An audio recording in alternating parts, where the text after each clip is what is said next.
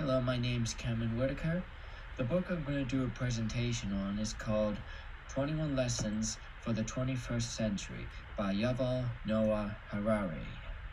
The agenda for this presentation is that I'm first going to give you an overview of the book, then talk about the writer's style, and following that, give you two examples of the writer's style, and then finally talk about how I'm planning on incorporating the writer's style into my own writing.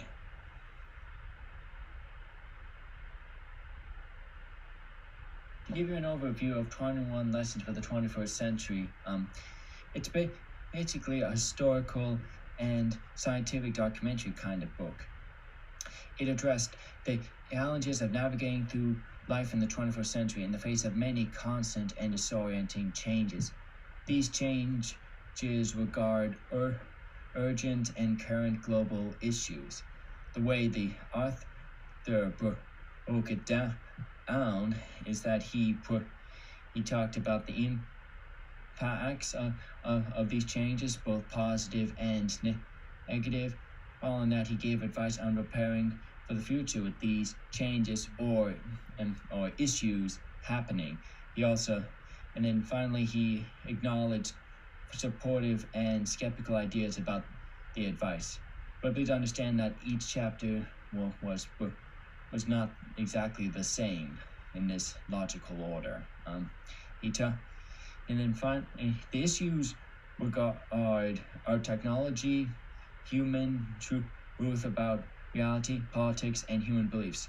In the technology group, it involves machine learning advancing more and how it's supposed to be and become embedded into society wisely. And in the top left corner here, that's it. The image is a depiction of artificial intelligence, or an artist's rendition of machine learning. Let's see, and also big data being stored about someone, personal and online, and who controls it. So the more data that's stored about you, the more someone else could take advantage of that data in a way that you don't wish it him or her to. In the Truth About Reality group, he talks about the ignorance of people, the justice system, the post-truth of the news and science fiction. In the politics group, he talked about political issues like nationalism and immigration.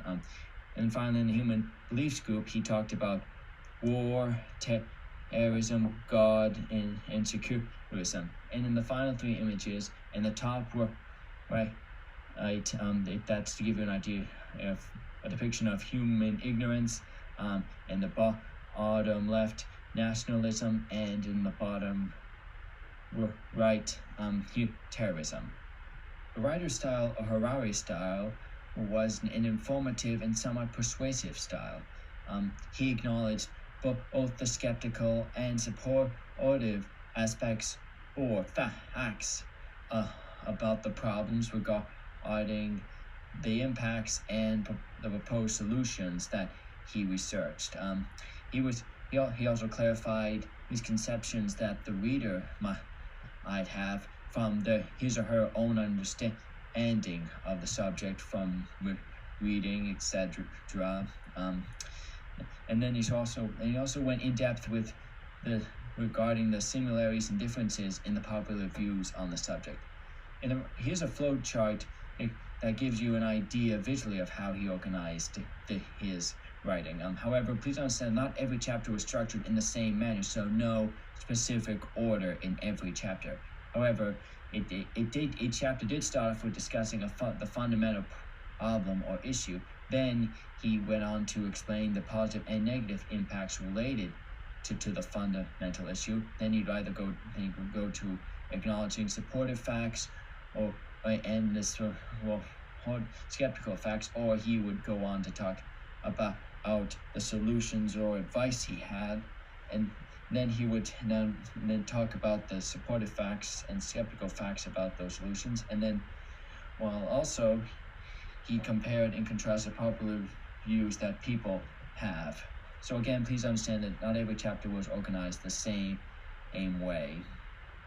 The first example of the writer's style that I'm going to talk about regards the change of machine learning advancing further and further, that it would be capable of changing almost every line of human labor. So all this what's driving this is the breakthroughs in life sciences and social sciences.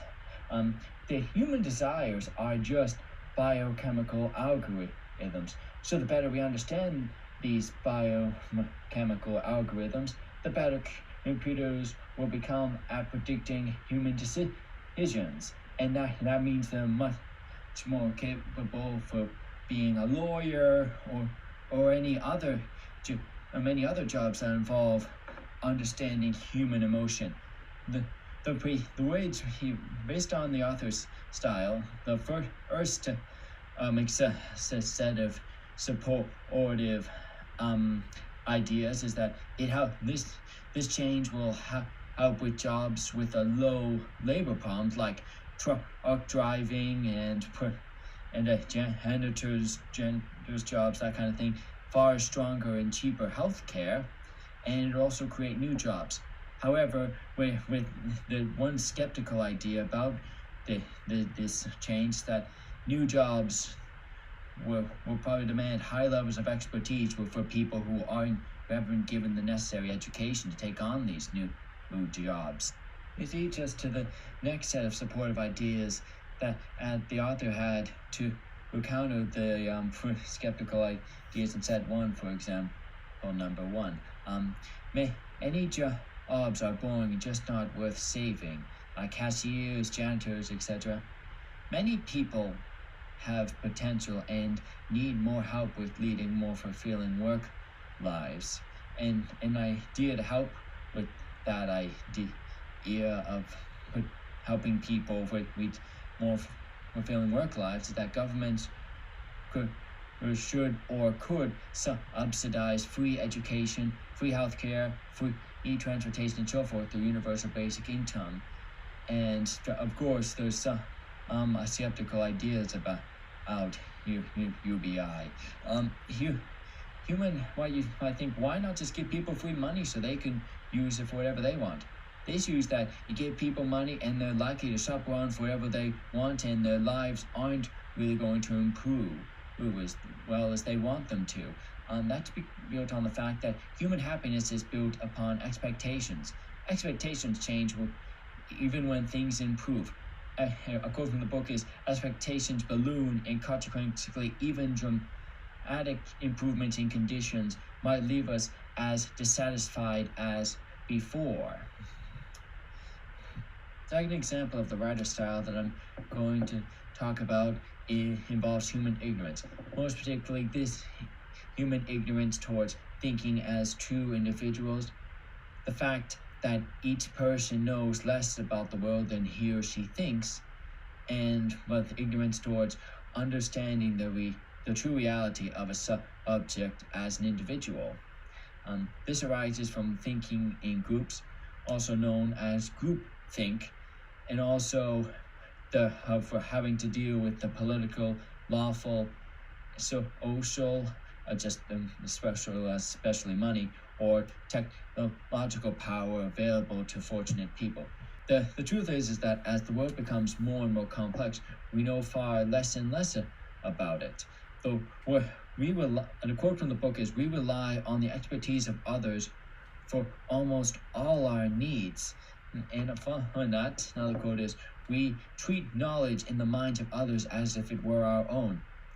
And also in the research, in the Stone Age, human decisions are based on emotional reactions and heuristics, shortcuts, rather than on rational analysis. And that while our emotion heuristics were perhaps suitable for dealing with life in the Stone Age, they are woefully inadequate in the Silicon Age. And you might think, why? How does political power play a part here? Well, power is the ability to change reality rather than understanding what it really is. This power can really occupy someone's time in understanding what really is the truth.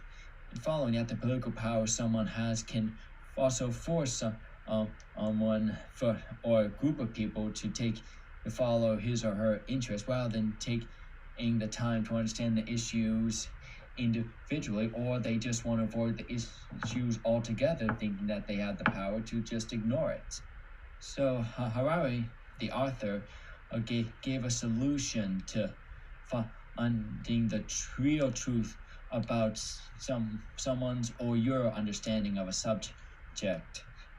It involves temporarily neglecting the power you have. This is political, lawful, social, or technological, or this power someone else has, and a group has. Then wander around searching for answers yourself with both productive and unproductive paths. You could use technology wise. That means don't rely on a computer to find all the solutions you have. You have to try and understand and them personally. And this involved, however, there was no skepticism discussed about this solution, because, like I said, not every chapter wasn't structured the exact same way or in the same manner. When thinking about incorporating the author's style into my writing, when I'm in any kind of scientific writing that I end up doing, especially my thesis, I plan on incorporating research material that will address both the supportive and skeptical ideas the reader will likely concoct about my goal, or my hypothesis, etc., and then also that avoid the curse of knowledge in the process. So I try and explain all the concepts best I can without trying to teach the reader all about it. So, and also try and clarify any possible misconceptions that the reader might have about the subject that I'm going in depth with. And following that, maybe try incorporating one or two sentences in each section. And next, I'll see how I could incorporate in-depth knowledge about that addresses the similarities and differences in popular views on the subject. And so, similar to Harari, I'll avoid oversimplifying concepts and give clear and concise details about the goal of my research and all the following details.